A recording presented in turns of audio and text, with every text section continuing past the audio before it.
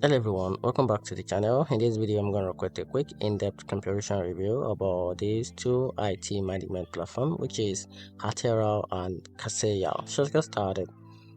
Atera continues to impress with its all-in-one IT management platform tailored for MSPs and IT department. It offers remote monitoring, ticketing, patch management, and built-in remote access via Splashtop, all in a lightweight cloud-based package.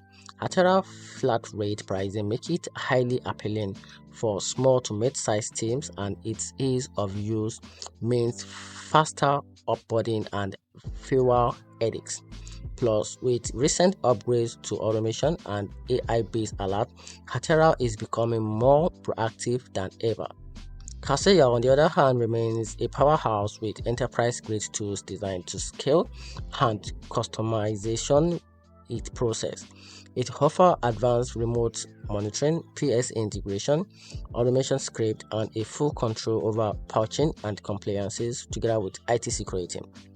While it's more complex and can take longer to configure, it provides depth that larger organizations often demand. However, price tends to be higher and support can vary depending on your tier level. And here's a better conclusion about the two platforms. So if you want simplicity, fast setup, and great value, Atera is ideal. But if your business demands deep customization, layout, security, and enterprise scalability, Kaseya still hold this edge.